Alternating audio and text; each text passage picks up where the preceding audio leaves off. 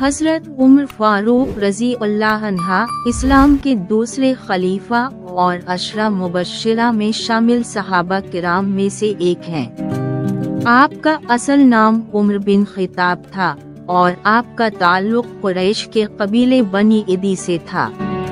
आपकी पैदाइश 584 ईस्वी में मक्का मुकर्रमा में हुई। अबतदा में हजरत उमर रज़ी अल्लाह अन्हा इस्लाम के सख्त मुखालिफीन में से थे।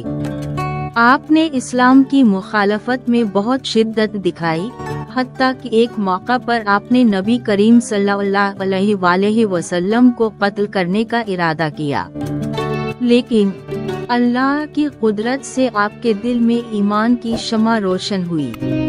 एक दिन आपने अपनी बहन फातिमा और उनके शौहर को कुरान पढ़ते देखा और उसके असर से आपका दिल नरम हुआ।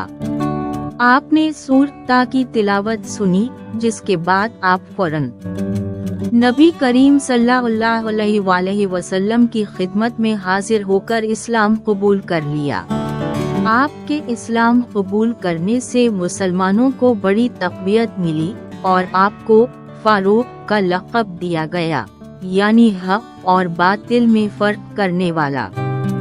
हजरत उमर रज़ी अल्लाह अन्हा निहायत इंसाफ पसंद, बहादुर और दयानतदार थे।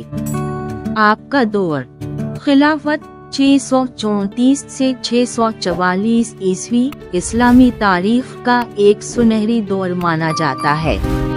आपने खिलाफत के निज़ाम को मुनज़्ज़म किया, बैतुल माल कायम किया, अदालती निज़ाम को मजबूत किया और रियाया की फलाह व बहबूद के लिए कई इस्लाहात की। आपके दौर में शाम, इराक, मिस्र और ईरान फतह हुए और इस्लामी सल्तनत का दायरा बहुत वसी हो गया।